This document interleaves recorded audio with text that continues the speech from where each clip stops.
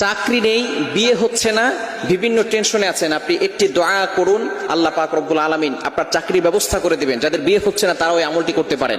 মূসা আলাইহিস সালাম এই আমলটি করেছিলেন, আল্লাহ পাক রব্বুল আলামিনের কাছে একটি দোয়া করেছিলেন, আল্লাহ পাক রব্বুল আলামিন তার বদৌলতে রিজিকের ব্যবস্থা করে দিয়েছিলেন। শুধু তাই নয়, থাকার ব্যবস্থা করে দিয়েছিলেন।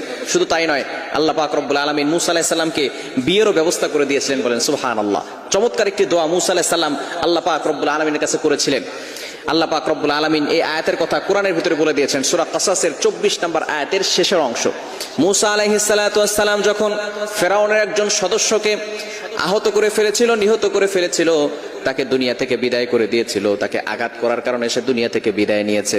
মূসা আলাইহিস সালামের উপরে যখন আক্রমণ করবে, মূসা আলাইহিস সালাম সেখান থেকে চলে গেল মাদিয়ান শহরে।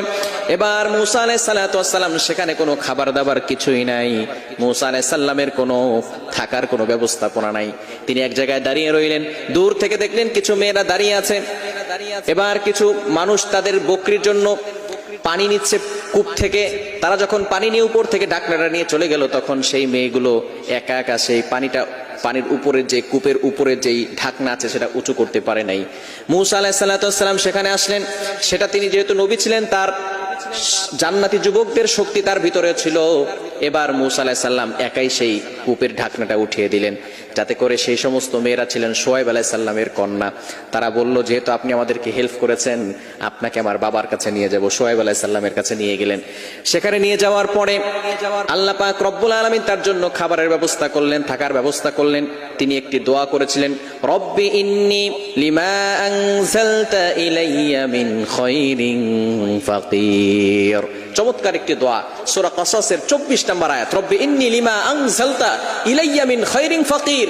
এই চমৎকার একটি দোয়া আল্লাহ পাক রব্বুল আলামিনের কাছে মূসা আলাইহিস সালাম করেছিলেন, যার কারণে আল্লাহ পাক রব্বুল আলামিন মূসা আলাইহিস সালামকে থাকার ব্যবস্থা করে দিয়েছিলেন। শুআয়ব আলাইহিস সালামের বাসায় থাকার ব্যবস্থা করেছেন, সেখানে খাওয়ার ব্যবস্থা হয়েছে, রিজিকের ব্যবস্থা হয়েছে। শুধু তাই নয়, আল্লাহ পাক রব্বুল আলামিন তার জন্য বিয়েরও ব্যবস্থা করেছেন। সুতরাং যাদের চাকরি হচ্ছে না, বিভিন্ন ভাবে টেনশনে আছেন, ফ্রাস্ট্রেটেড পিপল, দুশ্চিন্তা আছেন, ডিপ্রেশনে আছেন, কি করবেন কোনো কুল কিনারা খুঁজে পাচ্ছেন না, আপনি বারবার ইন্টারভিউ দিচ্ছেন কিন্তু বিফলে চলে যাচ্ছে, ব্যর্থ হচ্ছেন, ফেইলিয়ার হচ্ছেন, হতাশ হবেন না। আল্লাহ পাক রব্বুল আলামিন সূরাতুজ জুমারের 53 নম্বর আয়াতে বলেন, আল্লাহ পাক রব্বুল আলামিন সেখানে জানিয়ে দিয়েছেন, লা তাকুনাতু মির রাহমাতিল্লাহ। আল্লাহ পাক রব্বুল আলামিনের রহমত থেকে নিরাশ হওয়া যাবে না। Never lose hope, never give up. মুমিন কখনো আশা হারায় না। মুমিন অলওয়েজ আল্লাহর উপরে ভরসা রাখে। আপনি আল্লাহর উপর ভরসা রাখেন আর এই দোয়াটা বেশি বেশি পড়বেন, রব্বি ইন্নী লিমা আনজালতা ইলাইয়া মিন খায়রিন ফাকির। বিশেষ করে 5 ওয়াক্ত নামাজ পড়বেন, আল্লাহর প্রতি ইয়াকিন থাকতে হবে, বিশ্বাস থাকতে হবে। 5 ওয়াক্ত নামাজের পরে এই দোয়াটা পড়বেন।